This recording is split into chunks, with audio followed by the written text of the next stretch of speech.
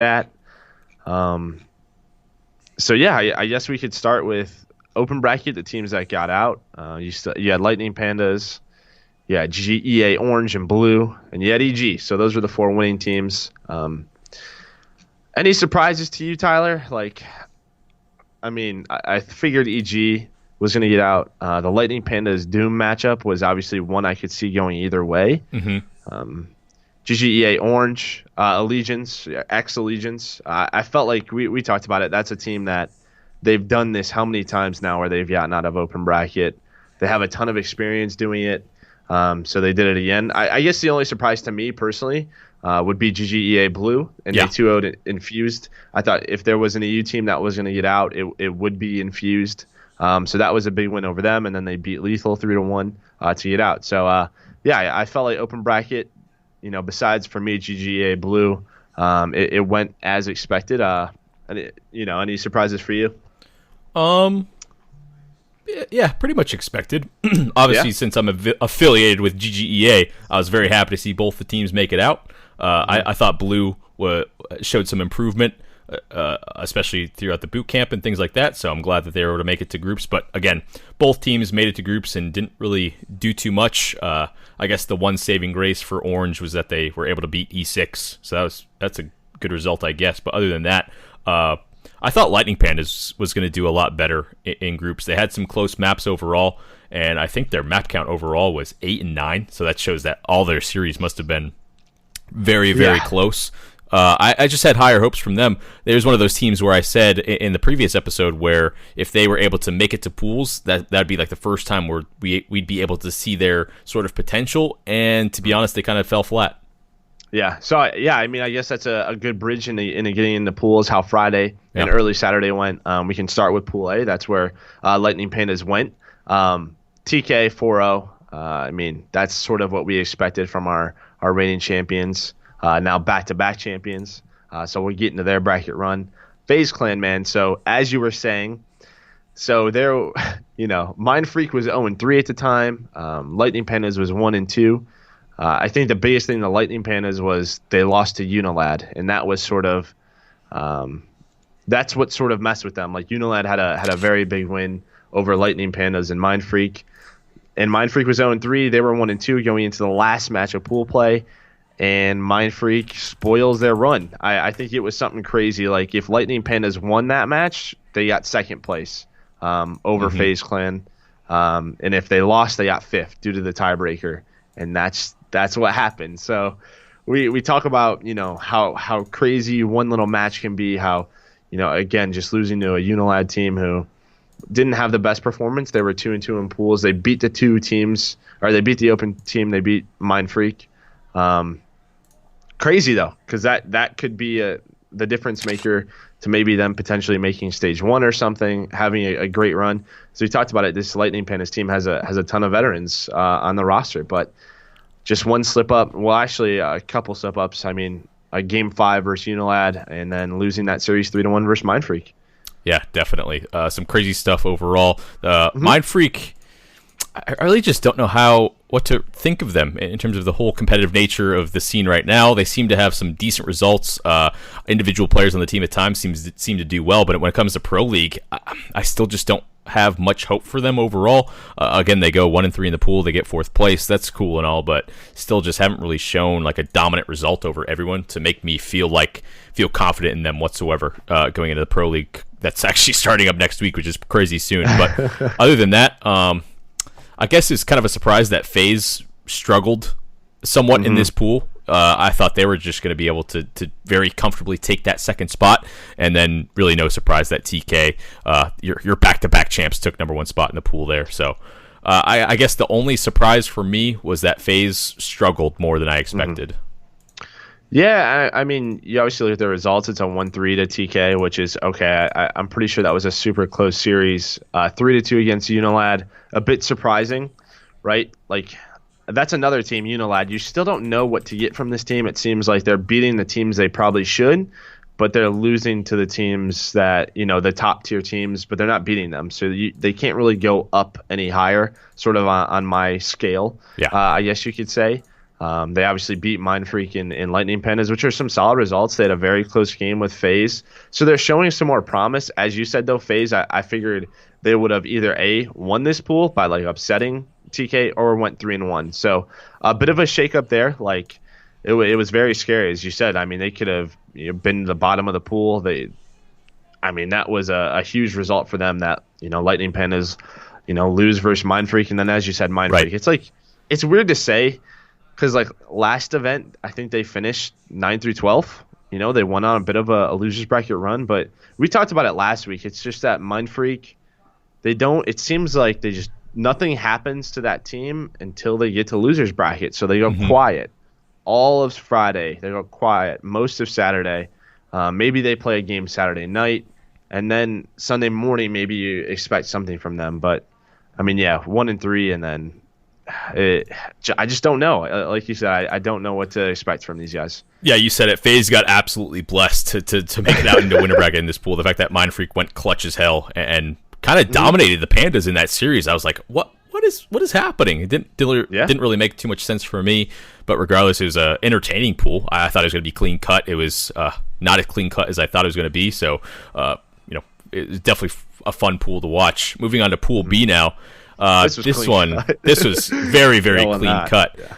But did you expect EG to take the second spot? I definitely didn't. I did not have, just being completely honest, I had no faith in EG to make Pro League. I am happy that they proved me wrong because I like the guys on the team. I was hoping that they were having some better results, and they finally did it here. Yeah, that was the thing, right? If there was a pool where you wanted to land in, it was more than likely this one, and the reason for that is the third seed in it, Envy. You just weren't too sure what to expect for them, and we got kind of what we expected. So if you're EG, you kind of favor them over Epsilon. Team Vitality, I think that they went 1-3, but they had some great games. They beat Envy. They had a close series with Optic. They were taking maps off every single opponent that they had in this pool. So I thought that was a great showing from them, even though they finished fourth. And then to me, it came down to EG versus Envy. And EG were able to win that one. So yeah, again, like it's just the story felt kind of just fit in perfectly for them. They got to the pool that they needed to get into. Yep. You could say their game versus Optic, like nobody wants to get into a pool with Optic Gaming in it, but the rest of the teams were vulnerable, and EG took advantage of it. Yeah, it was really cool to see, and there's a couple of players on EG that we just weren't sure if they were just not performing well in this game or whatever that may be, but it was finally like a dominant performance where they secure an easy spot in the pool, and honestly, Envy, the struggles for them just seem to be getting worse and worse. I just don't know where this roster is going to go from this point. They're in Pro League and everything. They're just fine, but man, do they just seem average right now. Yeah, and it's weird, right? Like I expected them to get better. And I think something interesting is if you look at like overall stats, like the only player who went negative was Classic, and it was a 0.95. And you have players like Theory who are, just look at the TK overall KD. Yeah, they were playing some of the better teams in the world, but they're winning tournaments. Yep. Going almost negative around a 1. So, obviously, it must be a teamwork thing. They were 4-5 in Hardpoint. Envy was. They were 3-5 in S&D, 4-2 in CTF. So that's a great showing overall. But it's just the other maps. You have to win majority of your S&D or Hardpoints because those. You play 2 of those in a series. So I'm just not sure. I feel like it's not an ability thing at this point. I think there's too much talent on this team. The sort of stats show me that it's definitely not a talent thing because they're putting up good numbers. So it has to be teamwork. Something's just going wrong. I don't know about you. Maybe you know and I don't, but I think something that was super interesting was Classic was running the second AR over Temp. I don't know if that was a Classic feels more comfortable with an AR. Maybe they thought, all right, let's just get Classic more kills. I don't know what it was, but do you know if that was an adjustment at the event or before the event? I think it was before, but it just seems like a lot of teams are in this weird sort of bubble right now where they're unsure of how to improve at this point, and then they start changing these rules around. I mean, hell, even Optic was doing that stuff in scrims and things like that. So I think it's like you go into somewhat of a panic mode where you're like, shoot, like we're just not making any sort of gains in any game type at this point. So they're trying to just figure out a way. But I think a lot of the times it just ends up putting someone, at least one or two of the players, out of their actual comfort zone, and things just don't really seem to get better. But I think the cool thing with that might give some of these teams that are struggling right now hope is the fact that, you said it, the TK stats, they don't have these crazy KDs, right? Like, you could say a lot of people were saying like after Dallas, like, oh, the FG players, the AR players are blessed. Well, they were able to do it again with crazy KDs. Theory goes back to back of having some of the worst KD of a winner of all time. The fact that they're able to put together those types of combinations of stats and still win, that's teamwork right there. There's no other way to explain it. TK understands the game right now, just better. Simple as that. Yeah. Combine that with the ability to clutch up in almost every single scenario. But okay, you just got to give them props at that point. But speaking on Envy, I don't know. Where would you start to try and improve in terms of roles? I mean, it's obviously super tough. I mean, the good thing is all four of them seem to have the ability. Well, Hook is the consistent submachine gun player.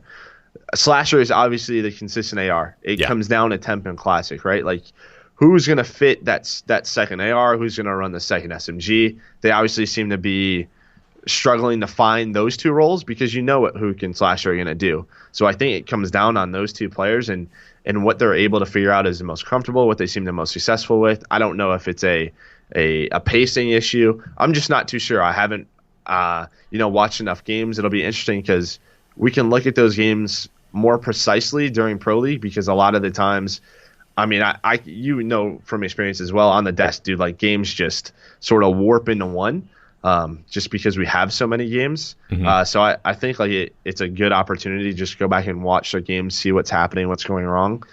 But yeah, I mean, the one thing is they kind of beat the teams they need to. If you sort of look at like their losers bracket, like just for this pool, for example, I mean, obviously Game 5 to Vitality, that's like a loss they probably shouldn't have. They beat Epsilon, which is a team they're supposed to beat. If you look at losers bracket, the big thing is they got third. If you look at losers bracket, they lost they beat E6, they lost to FaZe. And I would take FaZe over Envy 95 out of 100 times right now in this game. So it just seems like, they're just in between and they're in a funk right now, and they have to figure it out. Definitely. That basically wraps up what happened in Pool B. It was the most clear. It was just super clear cut, straightforward. Not much to say. Just struggles for Envy continue. Vitality with a decent enough showing, and then Epsilon sort of just going through the struggles right now as well. Moving on to Pool C, you can see right there. This went pretty straightforward in my opinion. Maybe Red Reserve obviously looked like a good team throughout the tournament. They had a crazy sort of run on Sunday, but looking at the pool right here, this is fully expected. Yeah, I mean, LG get out, they go 4-0. There were some teams in this pool that I thought could challenge them, and Rise did. They went to a Game 5. I think the 3-0 over Red. Again, LG just handle business where they need to. They go under the radar, and then all of a sudden they're like a top 4 team. Again, they had one odd placing. We say 7th, 8th is odd. It's still a very good placing for a team. But online, again, they're in the finals, they're in the semifinals. They're always there. They're always sort of in that top 8 mix. So, yeah, no surprise there. I guess the one thing is Rise versus Red. That was sort of the big who's going to win, who's going to take second in this pool. And Red lose 0-3. Rise, man, they look solid, very, very solid. Obviously getting a top 4 placing. And what's crazy about this pool is 3 of these teams finish in the top 4. We were talking so much about Pool D being the pool of death, and Red, they went on a huge losers bracket run, which again we've talked about it on the show before. They have the potential to do so. 3 of those guys were your COD champs runners up a few years ago. Then you have Zero, who was an all-star last year. So we knew they had the potential. It's just when were they going to put it together? They finally did. and they went on a crazy run. Allegiance getting fourth, or GGEA Orange, sorry. Yeah, I mean, they beat E6, which I think helps their confidence. I thought it was going to help their confidence a lot more because that was their first game of the day. Right. But then they just lose to teams that just have more talent, I think, than them. So yeah, I don't know. This pool to me just came down to Rise and Red Reserve. I figured LG was going to get out. Yeah, definitely. And speaking on LG, just for a second, obviously they made the grand final, and one of the craziest grand final 2 series that we've seen in a long time. The fact LG just seemed like they're back in full form. Such a consistent and well-rounded team. Cap was playing extremely well throughout the tournament, which I feel like if he's going to be very consistent and slaying on this team, they are going to be a force to be reckoned with throughout the entire year. The fact that they handled business somewhat easily in this group was definitely a good showing for them, and obviously carried that momentum throughout the rest of the tournament too. We spoke a lot on the Rise and Echo Fox changes that happened and whether it was a good or bad roster change on some previous episodes. And I like being right, Joe. We were both right. We said both roster changes were good, and they both kind of turned out good. There's a lot of situations on both Rise and Echo Fox where they all just seemed like such comfortable teams. The individual talent shining through in many situations, and Rise definitely looked like the real deal here, starting off on Friday in Pool C. I mean, and I took a look at overall stats, and I couldn't believe this, but overall player ranks, Methods was number 1 in Respawn Kitty. 26 maps, 1.35. Crazy. Like, that is a ridiculous stat line. I mean, the guy is just comfortable right now. He seems to just have put a ton of time into this game. See, the thing with me, and this happens a lot of times, with lesser teams, a lot of guys, to sort of grow their self-brand and get on better teams, they might stat a little bit, right? Like, I thought that's sort of what – I didn't want to say that's what Methods was doing, but his stats were – I thought his stats were going to be inflated because of – the players on his roster. There's more kills for him to get. Yep. And then once he joined Rise, he has guys like Gunless, guys like TJ and Looney. I didn't think, as many kills were going to come to him, but they obviously did. He did just fine. This guy kept it up. It's very tough to do to play at that level consistently. I hope he keeps it going. I feel like he's super motivated. This is the roster he wanted to be on. They get a top 4 finish. The only place from here is up. So yeah, I'm excited to watch them in the Pro League. Man, when you're talking about last year, do you think Methods would be in this scenario? Like, he is actually in the conversation of being like the best AR in the game. I think you can say that. And the fact that he went from sort of like the sort of bubble team area, the bottom edge of the pro scene in IW, to where he is now, like, it's actually insane. You brought up the next threat transition as well. I wasn't sure if he was going to be able to put up such insane stats still with better, people taking kills away from him. But I mean, number 1 KD, it's a shit ton of maps. The fact that he's been so consistent, it's like hats off. Nice work. He transitioned from the FG meta over to this meta right now. The guy's been an absolute monster. Yeah. So yeah, LG and Rise get out of that. E6 go 0-4. This was sort of my worry going into this pool, just with E6. They made that last-minute roster change, and this team was just stacked with other teams, right? Like, there was just so many good teams when you talk about, obviously now. I mean, we have 3 of the top 4 in it, and then Allegiance. I think we both talked about this. This is where I figured E6 was going to finish maybe 4th instead of this, but yeah, they go 0-4 in this pool to finish it out. Yeah. Pool D. This was another fun one. A lot. I mean, I don't want to say unexpected, but E United go 4-0.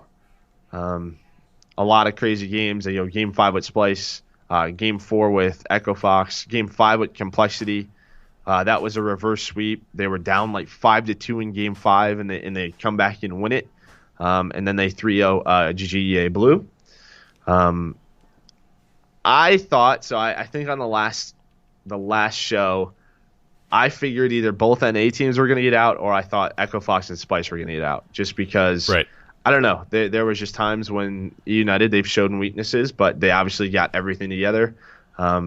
a lot of people call this crazy for even having that scenario with how good Splice looked at Dallas. I mean, they got second place. People thought for sure if there was one team that was gonna get out, it was gonna be Splice. But Right. Echo Fox beat them, and they beat them pretty well. I mean, they 3-1 them.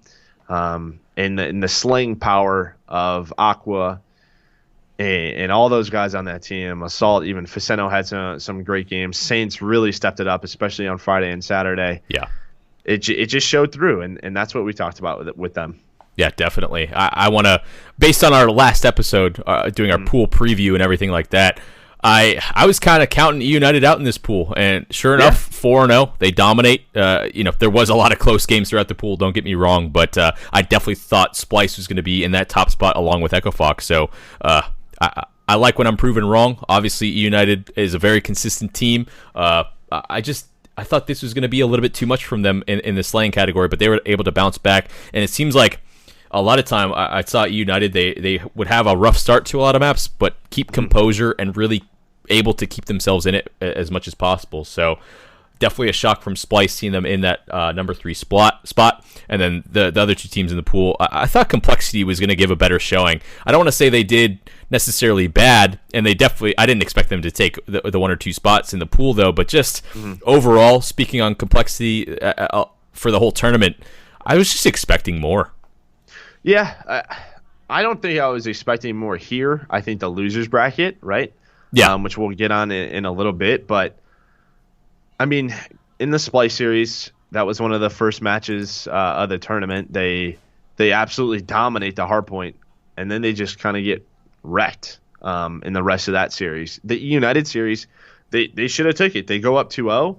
Yes, United, they win games 3 and 4, which is obviously possible. But then game 5 is really where they slipped up. I mean, you can't go up 5-2 in a search and destroy and lose it. You can't lose that. I mean, that wouldn't have changed much. They would have been 2-2. That they would have lost the tiebreaker to Splice because of head to head. But maybe that changes the outcome of the tournament. Maybe that gives them some more confidence going into the bracket. But yeah, I mean, Echo Fox outshines them. I didn't think it was a horrible showing just because of how tough this pool was. I think really where they struggled was the losers bracket. Definitely. Agreed with you. All right, so that's going to do it for pools. I guess we can move on into the winner bracket now. We can see how things develop throughout the tournament. I'm going to throw that bracket up right there. Bang. So in the quarterfinals, the way it ended up was TK versus Rise, EU versus EG, LG versus FaZe, and then OG versus Echo Fox. And all these games were pretty damn good, in my opinion. Yeah, I mean, a big surprise to me, obviously all 8 NA teams, they get out. I was really worried for Europe here for a minute. Yeah, seriously. Obviously, he was Splice, getting third, Red Reserve getting third.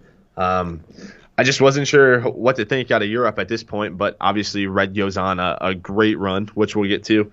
TK Rise, that was, the first match, the top of the bracket. A 3-1 TK. The games were close. They were very close, but I just felt the experience of TK was gonna sort of bounce out, and it did. It showed more.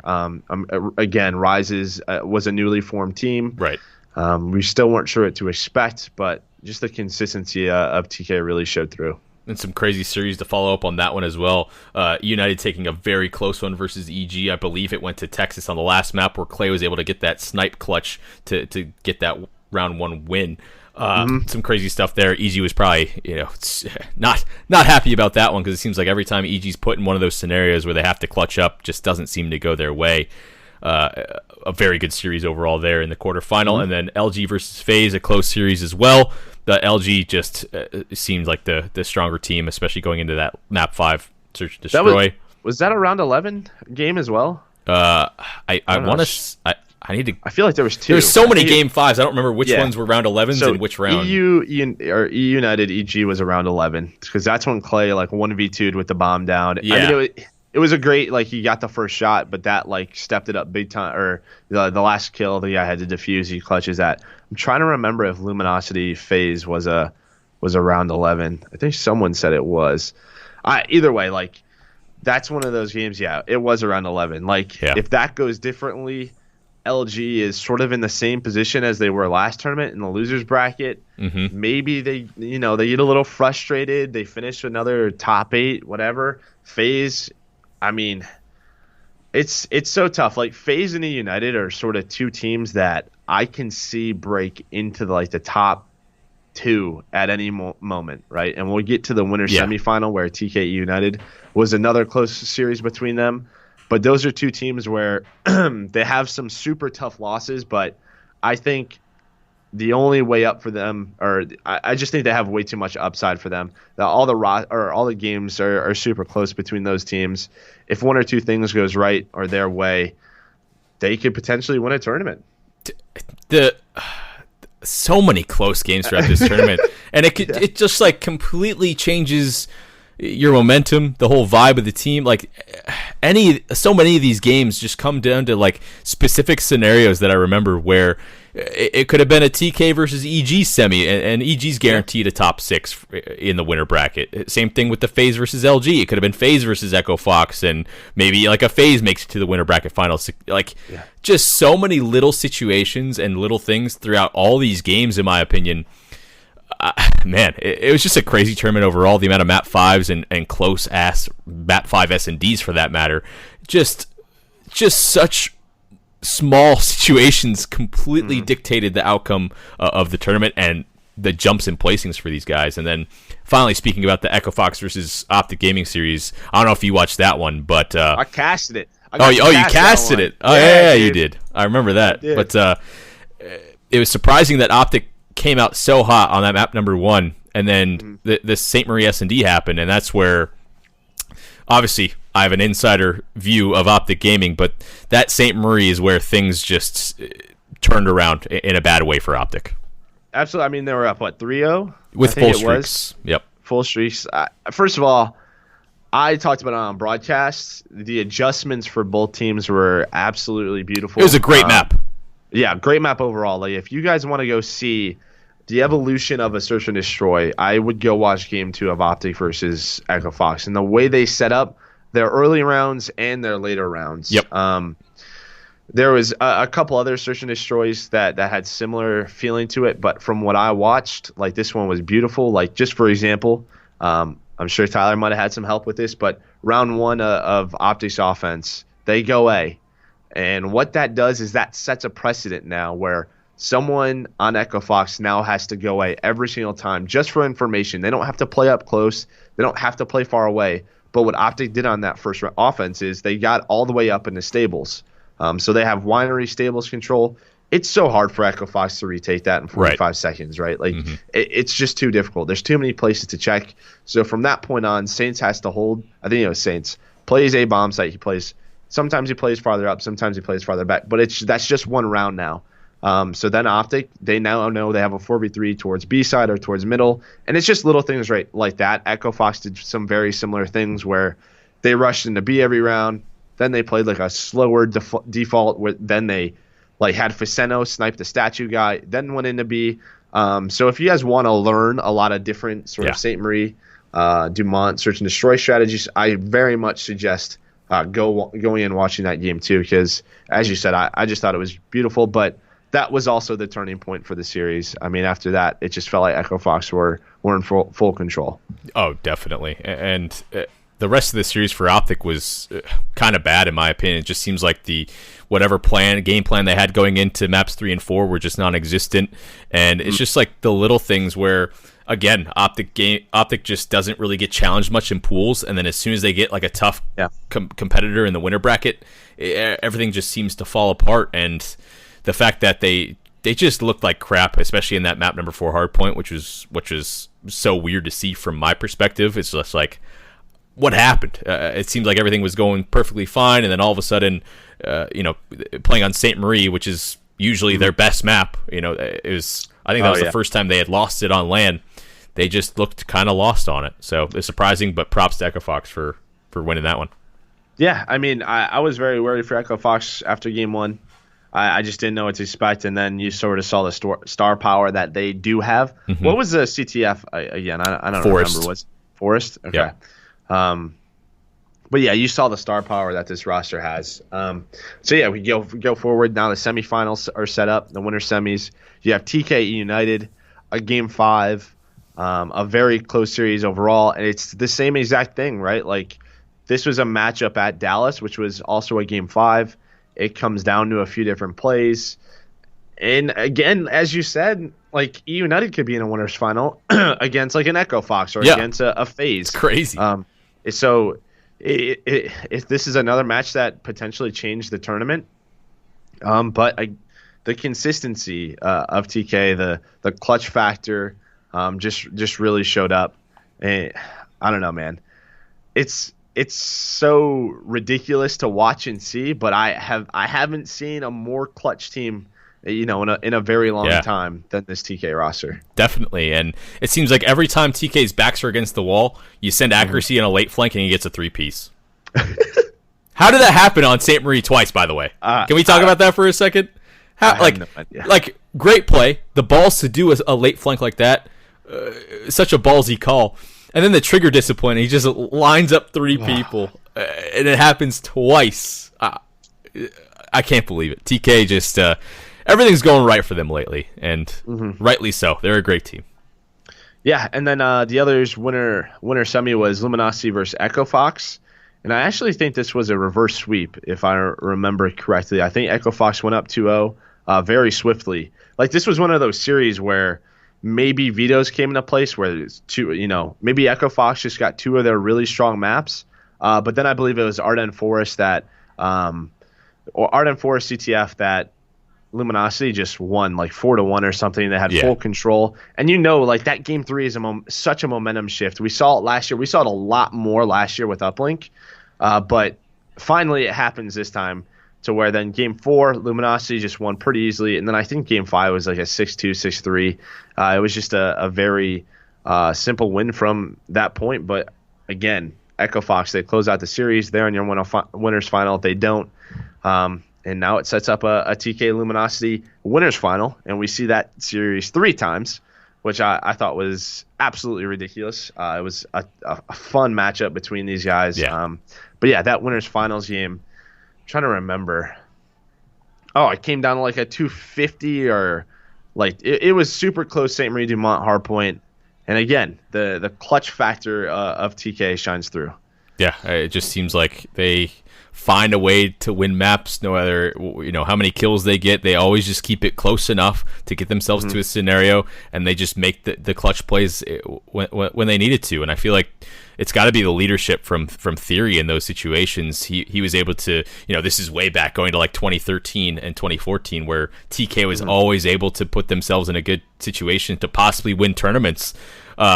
Unfortunately, they weren't able to win many at that time, but the fact that he's the common factor, right, where he's able to keep things close for them, and then it's got to be a combination of his leadership and then just the clutch plays from everyone else. Yeah, and here's the thing. I think there is one player, and he got MVP, but the one guy who just seems to make plays when it matters is Chino. Yeah. Like the guy, like on some of the hardpoint comebacks, like he goes on a 9 streak at the end. There was a game 5 where he has 15 kills. Like the dude is so clutch, and he's like the glue to this team. You obviously have Accuracy, who's been putting up crazy numbers. You have Kenny, who's sort of that superstar. Theory, as you said, the leader. But then there's got to be like one more guy who just kind of just glues everything together, and he has so many clutch situations. So I'm very happy. I know Chino has worked extremely hard. We haven't touched on Chino in this scene really since, I mean, that Dream Team roster. In Black Ops 3, then he sort of disappears. But yeah, I mean, he's the guy that just makes ridiculous plays time and time again when they need to. Then you have, like you said, Accuracy. I don't know, man. Just things are flowing.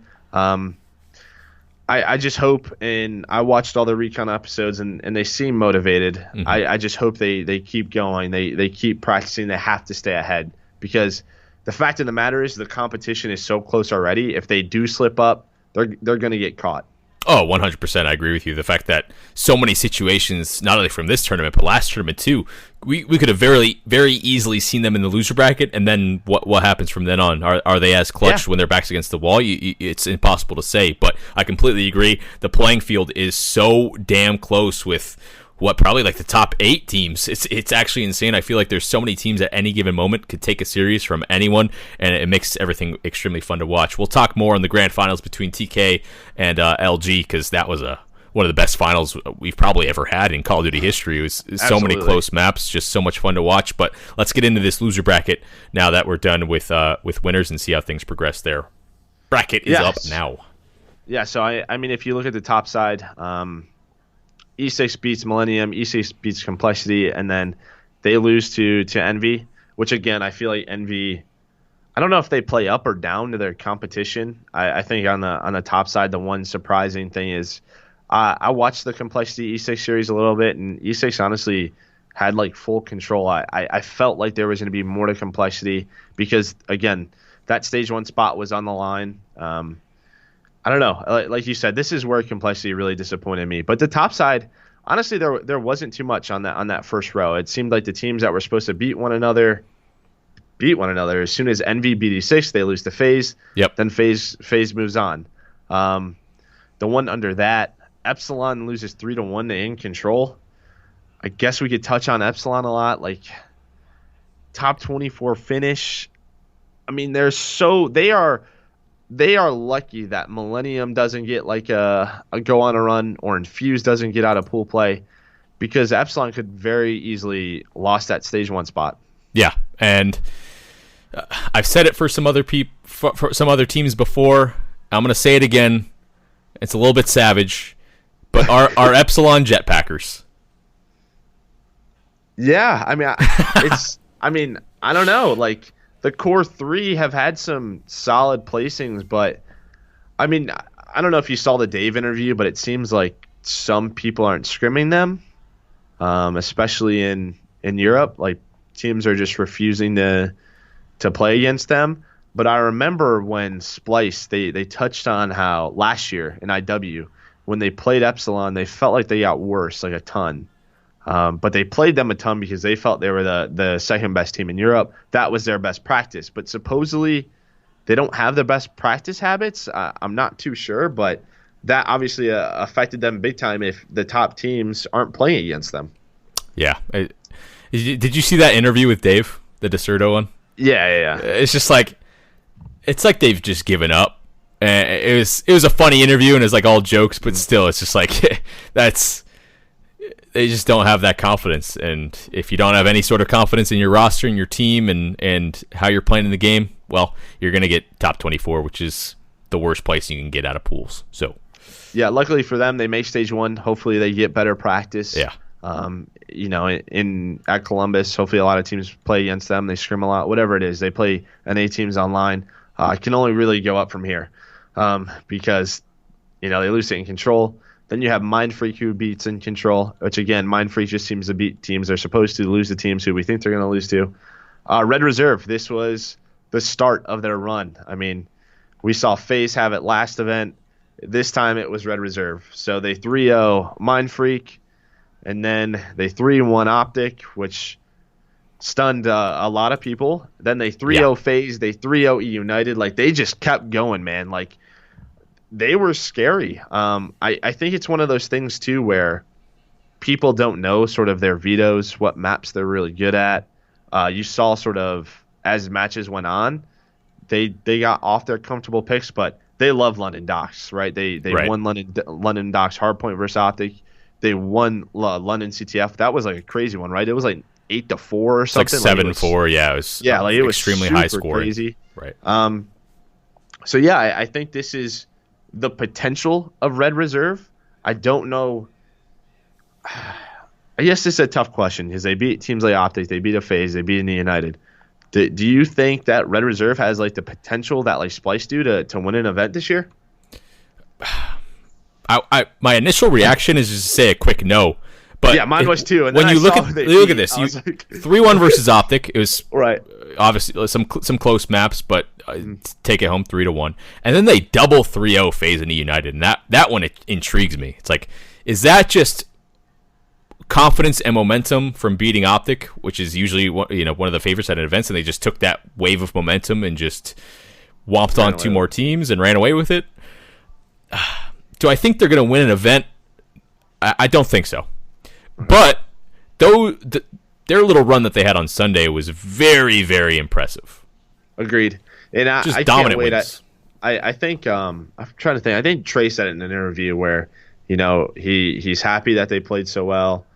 He's happy they stepped up for Europe because obviously Europe just didn't show up. But he touched on how he's excited for the event that both them and Splice go on a bit of runs either early on in the tournament or make it to the winners bracket. I'm excited for that as well because I think those two teams are very scary. You obviously got a completely different Splice here, but I don't know when that event will be, but it'll be a great event if they can both place into a top 4. Mm-hmm. Definitely. So obviously Red Reserve goes on a run. Again, we can go through the next. This was one of my surprise teams, which we'll get to, but Doom, they 3-0 GGA Blue. Doom 3-0 GGA Orange. Then they 3-2 Unilad, and they make it all the way to EG, where EG beats them. So a solid run for Doom. You had higher hopes for them than I did. You thought they were going to suck. Listen, man, I was talking to him Sunday night as well. Like they're out. I was talking to him. I apologized. I gave him a personal apology. I just didn't know what to. I know that Pharaoh is a solid player. For me personally, I didn't see enough from Bevels and Decimate. That was really the only thing. Ricky does what Ricky does. He's always in the contention of like top. I don't want to put it to, but like 9 through 16. I know what like you're saying. Ricky can get to that place. I think the big thing is I'm gonna look, but they didn't lose a lot of search and destroys, and I should have known that looking at this roster that they weren't, and that was going to help them sort of go on a bit of a run. Definitely, they did what they needed to do. They ended up making Pro League, so props to them. They basically landed where I thought they were going to in the grand scheme of things. I think that win over Unilad has put them into that slot where they get to that point where it's like, okay, they did what they needed to do. I wouldn't be surprised if they end up losing. And then EG was able to get a big win over them. And the amount of pro points that EG got from that win in losers round 4 of Champ Bracket was actually huge for them to end up making Pro League as well. So finally get shut down by EG. And this is where we sort of flip-flop too. Now, then I had zero hopes for EG, and you did. So that's where those are the two teams where we had a certain level of confidence, and we were both kind of wrong on both sides. Yeah, I mean, I just looked at the star power of EG. Like if Apathy just woke up and had a good day. Yeah. I think Pat played pretty darn well. He's still running majority AR, which we can talk about all day, all night. Again, so I'm looking at overall stats. They were all around a 1. Enable was the highest with like a 1.08.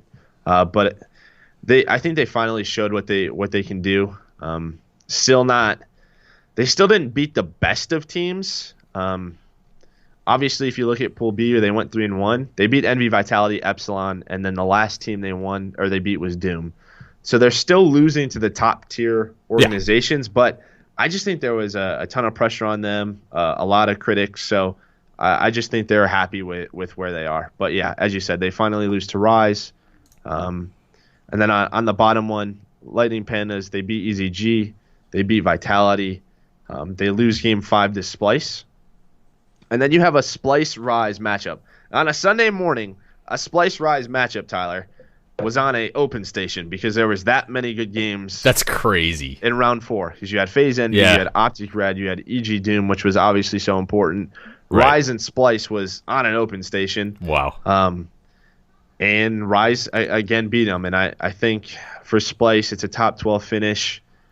Not what we expected. But they lost to some really good teams, right? Like they lose to Echo Fox, they lose to United, they lose to Rise. Like it's not horrible losses.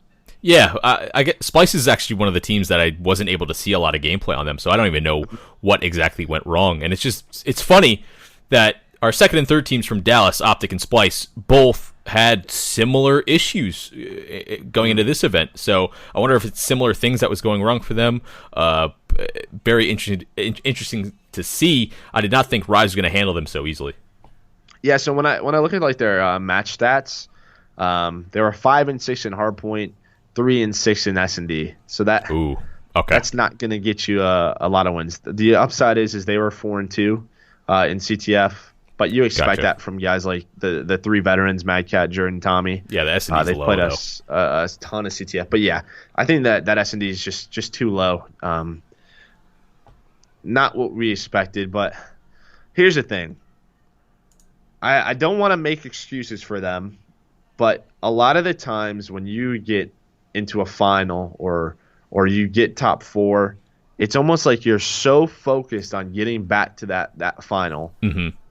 And rematching against TK that maybe you slip up on a Friday, and maybe they did that, and then that just sort of led to their downward spiral where they have to face Rise for top 12. I mean, that's just a bad matchup, especially when Rise is still sort of on that honeymoon phase. So I don't know. I don't know if it was just a lack of.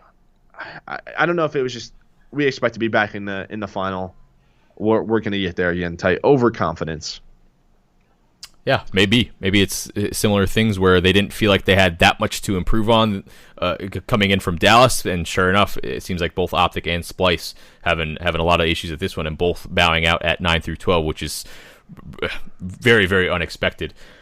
Moving on through the rest of the bracket, we talked about how Red was able to basically cruise, and we saw Rise was able to beat EG 3-0, so dominant losers run for Rise, and then beating Echo Fox in a 3-1. So that was kind of a cool match too. We got to see the two teams that made those sort of swaps with each other, with Rise and Echo Fox, who's going to come out on top. And sure enough, Rise was able to do that one. Yeah, and I wasn't able to watch much of that series because I think at the same time I think Winners Bracket Final was going on. So that's definitely one I'm going to go back and watch again. Same. And just rewatch it, see what happened. But if Rise just caught fire, or I'm not too sure. But it's one of those things, right, where you're Echo Fox, and we touched a lot about this on Winners One, not necessarily the rest of the tournament, but both E United and Echo Fox, they get to the Winners semifinal. And then they lose to just two hot teams, right? That's what's so tough. And it happens to E United. It's happened to E United how many times now? A lot. As soon as they lose in the winners bracket, Tyler, they're out of the tournament. Yep. They get to top 6. It's got to be so frustrating, man. It's so frustrating. I think if they win that game versus Red Reserve, they can make that run. So I don't know what needs to happen. I don't know if it's a composure thing, but United and Echo Fox, I guess, where as soon as they lose once, it just seems like things just change a little bit. We also saw a little bit of Clay pulling out some akimbo pistols. Clay, always one of those players, I swear it's always Clay or Haggy that finds something and just abuses it and pushes people's buttons is the nicest way of saying it. So it was very interesting to see Clay pull that out on St. Marie and just ba-ba-ba-ba. I was waiting for it to happen. Yeah. I was. That's one of those things that was sort of on the watch out for list. Here's the thing, though. Typically it's an attachment, right? The duelist now is a basic training, so there is a lot of risk with it. You're not either quick or you don't have scope now. So we'll see how it balances out if it becomes whatever it is. But yeah. Clay always thinking, trying to evolve the game as much as possible. Mm-hmm. But yeah, as you said, Rise then go on to beat Echo Fox. Red and Rise, two just very hot teams, match up versus one another in a losers bracket for top 3. And then Rise end up beating Red Reserve 3-2. That might be another one I go back and watch. Yeah. That was one I just missed. Just so much going on. I feel like that was a reverse sweep. Nah, maybe it wasn't. But, yeah. Then you have losers bracket final. We finally get there. You have Luminosity facing a very hot Rise off a loss, and they beat Rise 3-2. So I felt like after the winners bracket final, I figured that TK or LG was going to get back into it, and they did. Yeah. Definitely. It's usually how it works when you're able to win not only a loser's final, but win it in that fashion. It's just it gives you this sense of confidence that you're just not going to find anywhere else. So the fact that LG was able to come out and handle that first series in the grand final best of 5, not very surprising. TK finally finds their footing. And don't get me wrong, a lot of these games were just so damn close. Every single map it seemed like TK versus LG. Going down to the wire, obviously, that hard point on London Docks going 250 to 249. Just crazy stuff happening left and right. Yeah, and I loved how the vetoes evolved from series to series. So if you look at the winners bracket final, the only game that Luminosity won was, I believe, Gibraltar Hardpoint, right? So then they face off in the winners bracket or in the grand final, and that goes through again. I think the maps were completely the same.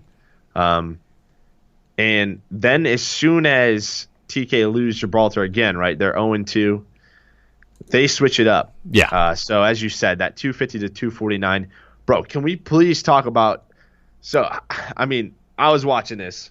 So it's 250 to whatever it is. We're down at the docks hardpoint. Basically, LG invest everything to win off that hardpoint. Yeah. And somehow Kenny gets in the window, kills Cap. I think Cap was still weak from a gunfight before. Buys enough time for accuracy to come off spawn. Kenny dies, but accuracy gets in, then picks up a 2-piece, and it was a disgusting 2-piece. Yeah, it really was. That should not have happened. Like, the amount of times. How do you pick up a 2-piece from? He's got an AR, dude. Like, no. He plays the off angle on the first guy, which I thought was great. He lays at the door, which typically people lay at the angle. Then the second guy gets pieced. Then TK have spawns. They finish game 250 to 249. They just find a way. And they just find a way, man. And so many people, like, I was sort of on board with like what happened at Dallas. Like, they kind of got blessed in pools, yada yada yada. They've been able to pull something out of their butts in so many series now that I'm on board with them. They're clutch as hell. They always make something happen. Sometimes things fall into their favor on the map sometimes, but they're consistently putting themselves in a spot for something good to happen, and something good happens. It's crazy. And then game 2, Arden Force S&D, that was the other switch up. So I think LG lost. I'm trying to think what they lost twice. They lost to S&D twice, and then they allow Arden's Force to come in. And that was, I'm not, you're not too sure how you feel about that. That's TK's best map. But that was a map where if LG win the final, you look at the round 11 where, LG clutch a 2v4. I mean, they clutch. If Luminosity wins this tournament, TK goes back and watches that round, and they're just like, how did we let this happen? But finally, something happened against them for once. Right. To where then the series is tied up 1-1. So, it was USS Texas. So, TK dominated that map 2 times in a row. So they allowed Arden Forest. And that's what you love to see with vetoes. That's what you want to see. You want to see teams adjust to one another. So that was very cool to see. Arden's Forest, I think, was the CTF in 2 of the series, or maybe all 3. But I think TK ended up winning that the 3rd time, where Theory got that last second return in like an extra time or an overtime. Yeah. Again, another clutch play. Dude, I don't know, man. This is just an absolutely ridiculous series. To where then we get to the game 5, where it's a heartbreaker for Luminosity, because there was so many rounds where you just want to go and take back. There was like a 3v2 where they had complete control of the bomb site. Kenny picks up a 2-piece. Yep. It completely changes it. Then there's the accuracy 3-piece and the 1v3 where they don't watch the late flank. Again, how do you let that happen? Where does actually usually play? Like, you know that at time to times you know where people play. When you play them enough times, I'd be like, keep goes B. Yeah. And then late flanks A. Like 9 out of the 10 rounds, nobody turns around. I don't know, man. This was just They find a way. They find a way. Where do you think this rates as far as grand finals, like all time? It was good. So obviously, I think everybody always puts Black Ops COD 2. Champs. Black Ops 2 COD Champs as like number one. Yeah. Just because of what it was. I think this might have been a better final than that, but I think just due to the history and it was a COD Champs. Yeah. People will say that's number one. I think you put Rise, Optic, Stage 1 of Black Ops 3 up there. Mm-hmm. Some of the Optic United Grand Finals last year were incredible to watch. MLG Anaheim, Black Ops 2, and then I think this is right there. Like, to me, this is like top 5 for me, dude. Like, this was awesome. It was an awesome part to be a part of it. Just fantastic games overall, and that's why I'm enjoying watching this game so much.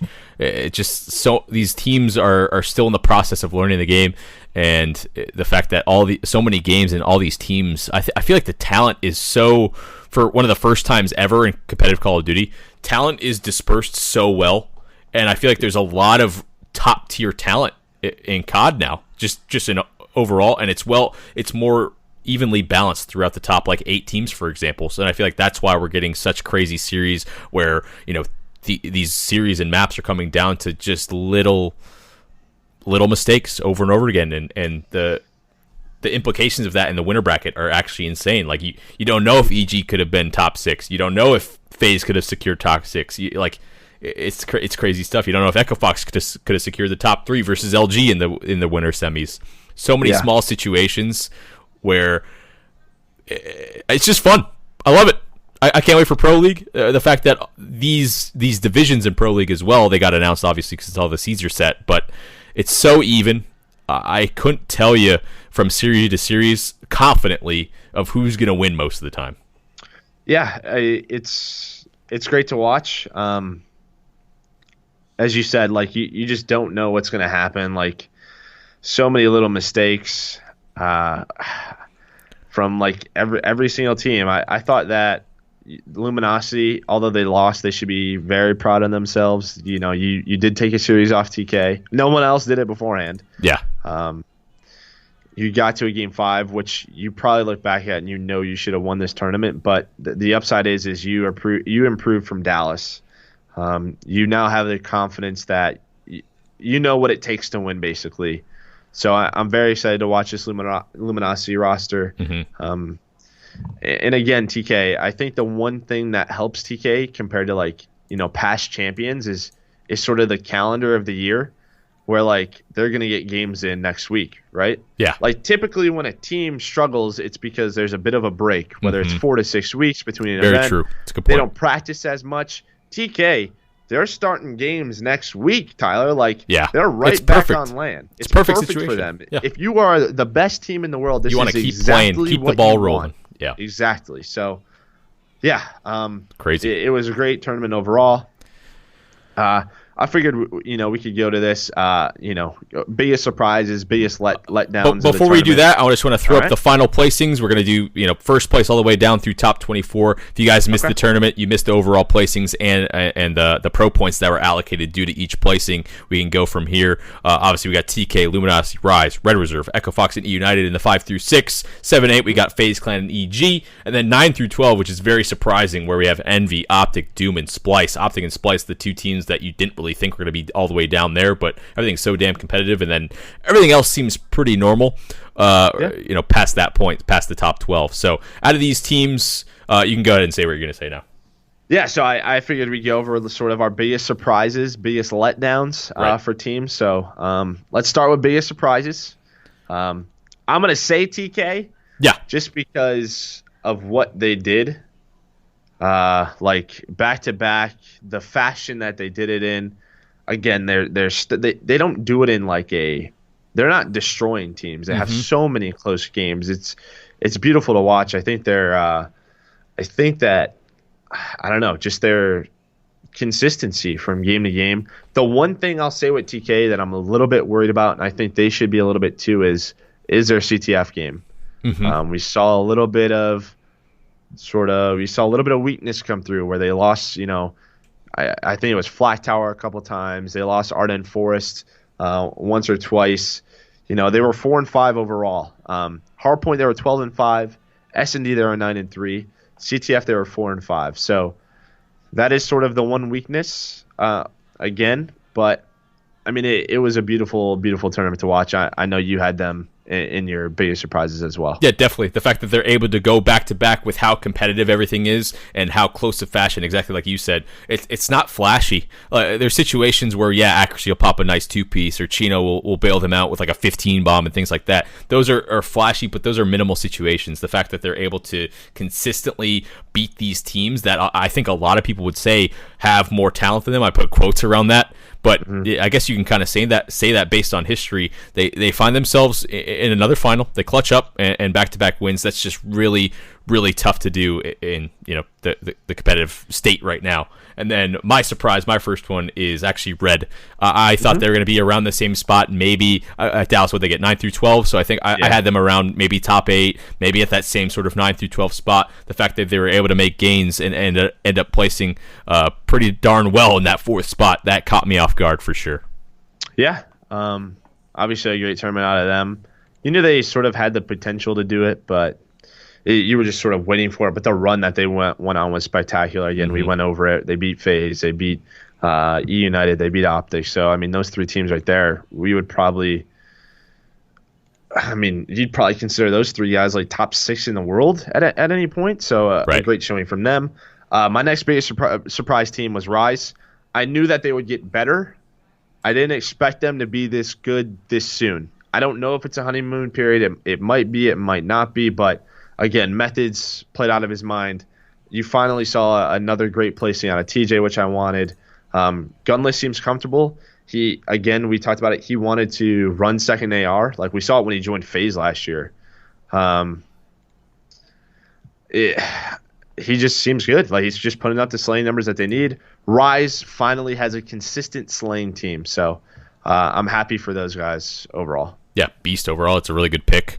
And yeah, I had them around like the 5 to 6 slot. The fact they were able to clutch up and get a top 3 the first time with this roster, very, very impressive stuff. The last team I'm going to go with for a surprise is EG, to be honest. The fact that they were able to clutch their way up to a top 8, they end up making a pro league because of that. And the reason I say this is it's such a big surprise to me, at least, is they weren't able to clutch anything. Not a 2K, they didn't solidify anything or make anything easy for themselves. So I just thought, I didn't even think they were going to make it through open bracket, if I'm being honest. Looking back, it was probably kind of stupid to think that way, but as they cruised through open bracket and ended up taking 2nd place in the pool as well. But I just didn't think this roster had it, and I am happy that they proved me wrong.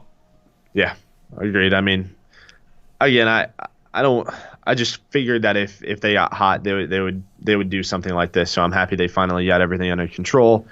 It seems that way. My next surprise team was Doom. I touched on them a little bit. Yeah. I didn't think they were going to make it out of open bracket, but they did. I'm happy. I'm excited to see these 3 young guys in Bevels, Decimate, and Pharaoh just develop over time. You're going to see them in a real league setting. I'm happy that they made it, after everything they went through. So I'm excited to watch them in stage 1. Yeah, definitely. A quality finish from them. Chat, give us your top 3 biggest surprise teams right now from CWL NOLA as we start to give you our biggest letdown teams. Let's see. I literally threw my phone when I actually flanked to Europe. You. Opti, TK, and Red are your biggest surprise? Surprise, we mean like good, guys. Yeah, like surprisingly good result. Yep. EG, Rise, and Red. EG, Red, Rise, United, Echo Fox. Okay. Doom, EG, and Red. So it seems like a lot of us, Red Reserve, EG, Echo Fox, all great arguments. Yeah. Both GGA teams, there you go. I mean, yeah, they both made it out of open bracket, so that was great to see. Yeah. Red Reserve, Rise, EG. Yeah, I mean, it seems like a lot of people are on board. All right, biggest letdowns. Let's get toasty a little bit. I like it. Let's get it rolling. My first one, I didn't expect them to. I figured that they could potentially get out of open bracket. I didn't think they were gonna make stage 1 after their showing at Dallas, but I'm going with Ghost, man. 41 through 48. They got top 48, Tyler. They sucked. Yeah, man. They sucked real bad.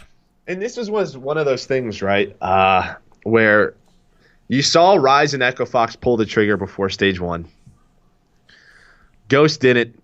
They didn't pull the trigger after going, like 0-15 on land? How don't you pull the trigger after that? How don't you make a roster I change? hate to laugh, but wow. Yeah. I don't. Like, how do you have any confidence after that? You don't. I wouldn't. No way. No. That's horrible. It's not good. It's no bueno. Especially all the resources these guys have. Yeah, right? seriously. Like, we know they're in a team house. We know that the resources that these guys have.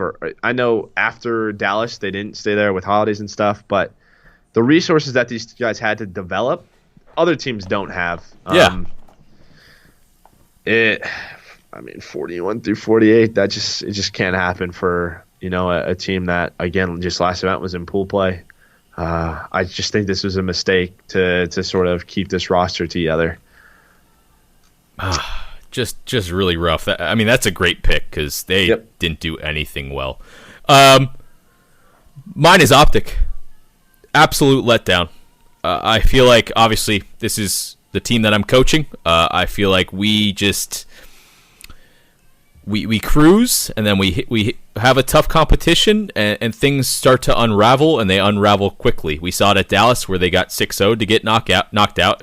Granted, they got a top 3 finish, which is really good. But even at this event, we cruise through pools almost no problem. We have a tough competition in Echo Fox. We kind of slam them on the first map, and then as soon as a couple things start going wrong on that search, it all unravels. It just doesn't make sense to me. It doesn't make sense to me that this roster that's so smart and so talented just can do things like that just don't make a lot of sense to me. But we obviously have a lot of things to work on. Don't want to harp on it too much, but this isn't a team that should be in the 9 through 12. Yeah, my next team, I think you have them as well, Splice. I just don't. Again, we went over who they lost to. They were some very tough losses. They lose to, very good teams, but 9 through 12 is just not good enough after a second place finish. It's just not. You have to show up. You have to realize that people are gunning for you, and it's just not a good enough placing. I think for Europe's best. Don't have much more to say than that. Obviously, they struggled in like search and destroy, but I'm hoping that they improve and get back to their form for Pro League. Yeah, completely agree with you. I definitely had Splice as well. Both these teams that got second and third got 9 through 12 at this event. Just that's a pretty big drop off, and it's just unexpected. Simple as that. My last team that was a letdown for me was actually Complexity. I thought, would they end up a 17 through 20 finish and basically choked and dropped away their league play spot. That's a heartbreaking finish for them. I was just expecting more, to be honest. I did not think they would place this low. I didn't have them top 8 or anything, but 17 through 20 lower than I thought. Yeah, you had the GGA teams. They played like beforehand, right? Like, do you think they performed better there than here? Or I don't know. I wasn't that involved with that stuff, okay. So I can't really. Yeah, I wish I could answer. I didn't watch too much. Okay. My last letdowns, we touched on it a little bit. Epsilon, they could potentially be Jetpackers. I'm not sure what it is. I don't know if you want to blame practice or preparation. Just not what I expected. Again, last year this was like the second best team in Europe, top 3 in Europe. To now, thank the Lord, nobody else from Europe challenged them on an open bracket. Yeah, seriously. We shall see what happens. Hopefully, again, they perform better at Pro League, but right now, just not a good upside out of them. Yeah, definitely. See, it looks like a lot of people, or a few people in chat, are mentioning E6 as well. I guess that was kind of a letdown. The fact that they ended up getting last in their pool, didn't really set themselves up well in the loser bracket. They ended up getting a couple of wins there. Let's go back and look at where E6 finally got stopped, and it was against Envy. So they were able to take out Complexity, which is all in nice, but just didn't do enough to secure their league play spot either. Yeah. So, all right, well. Alrighty. That is from that. Yeah. A great event overall. Went super smooth. If you guys attended or you were there, appreciate that. Congrats again to TK. It was a great event. I can't wait for Pro League to get started. Definitely. So, speaking on Pro League, that's a perfect transition over. We're not going to touch on this stuff or do some sort of in-depth breakdown, as we're already like an hour and 15 minutes into this episode. We'll be covering that stuff as it gets closer to Pro League in the next show. Yeah, next week. But since we have the divisions, going to throw up the graphic right here, courtesy of COD Gamepedia. So bang, there it is. We have Division A and Division B. We'll go through Division A first. TK, Optic Gaming, Rise, Echo Fox, Doom Clan, Red Reserve, Vitality, and Mind Freak. And then over in B, we have LG, E United, FaZe Clan, Envious, Evil, Geniuses, Splice, Unilad, and Epsilon. So, Joe, if you want to go ahead and break down how Pro League is going to work this time, because I've been getting a lot of questions lately. People are expecting it to be similar to last year. It's not like that at all. Yeah, so it's 8 weeks long, the regular season, so a lot longer than last week where you only had 4 weeks. And the teams are only there for a week. So this time, just to start, we start next Tuesday, so a week from today. So we'll have Division A here for 2 weeks. They'll play half their matches. They play double round robin, which is 14 games. So here they'll play 7 the first set. They'll go home. Division B will come in. They'll play 7 games. They'll go home. Division A will come back.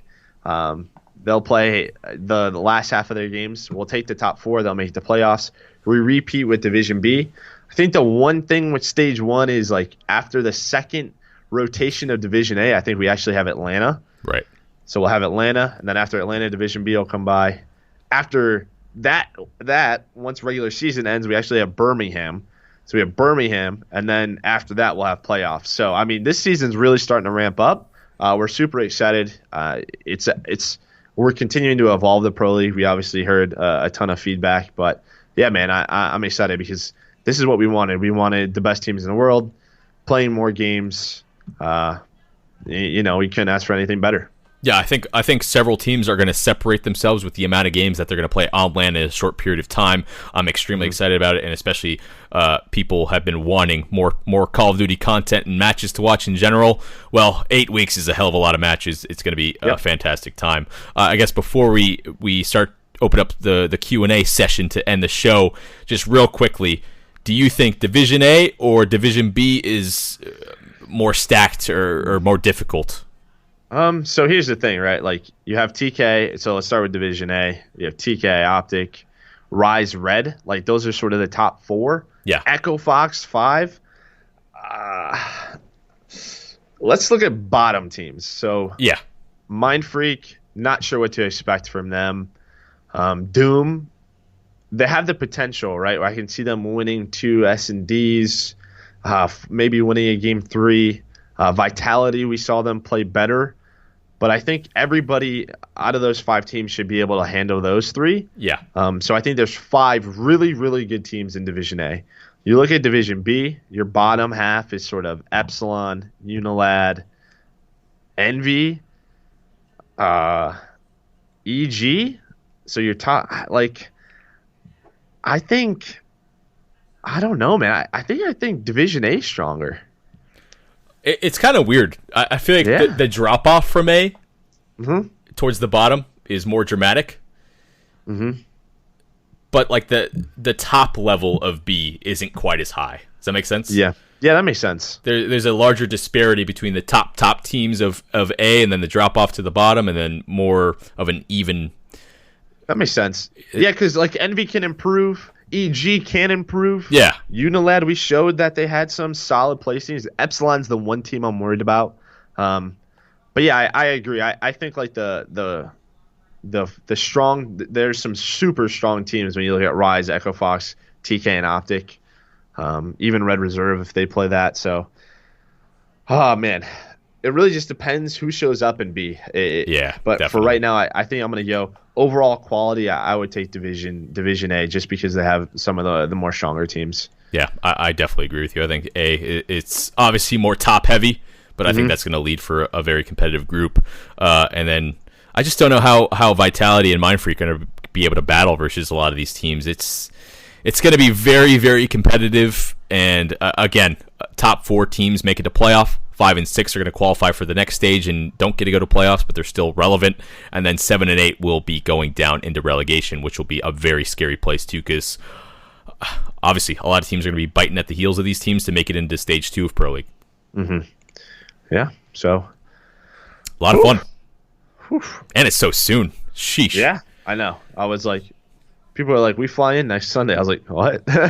It's like, I need to get. I was telling you before the show, I'm like, I need to figure out my flight. Like, damn, I thought I was gonna be able to chill at home for a little bit. It's like, oh shoot, okay, here we go again. Back to business, baby. Here we go again. It's fun, man. Yeah. All right, so.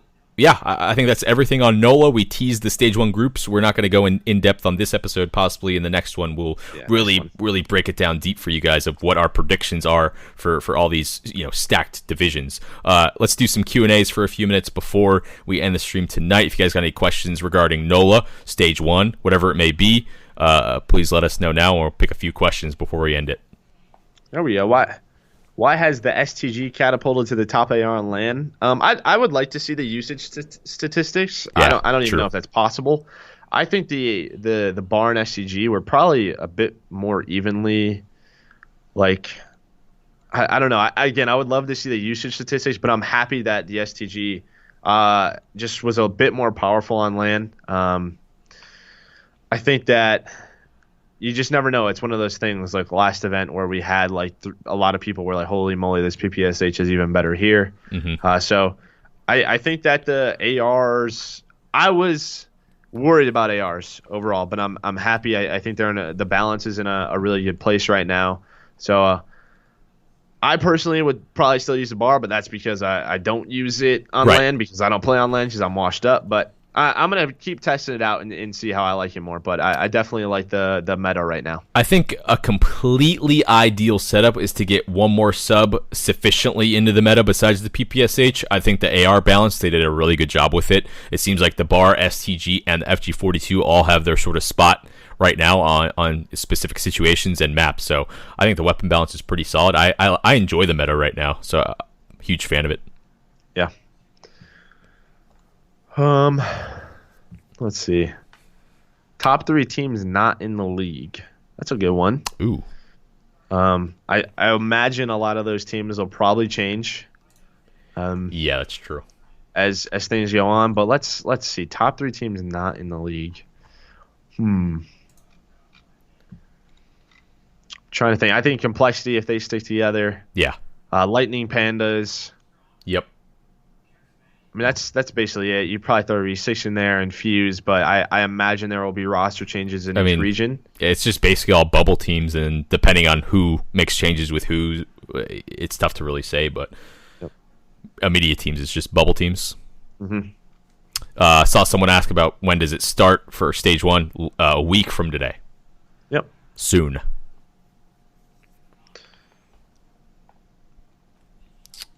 All right, well. What else we got here? Do one more? Yeah, do like one more. Let's see. You think Splice was a one-event team? Ooh.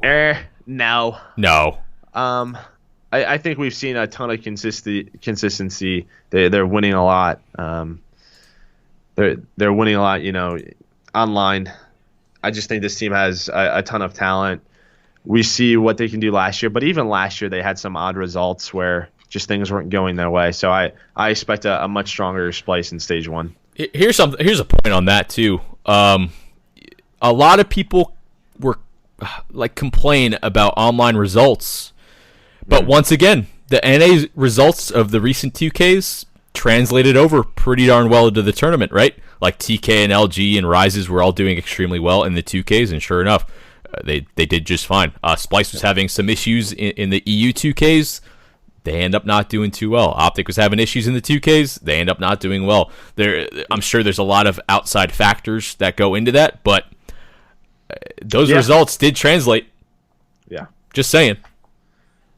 Yeah, I mean, it's crazy to think about. It is. I mean, it just seems like those teams, maybe it's just they have a stronger performance in every single game type. Not sure what it is, like a solid balance, but I'm very excited to see because again, not only are we going to see 8 weeks of regular seasons, we have 2 more events on the way as well. Yeah. So a lot of things are going to change, and I'm super excited about these next couple of months. Yeah.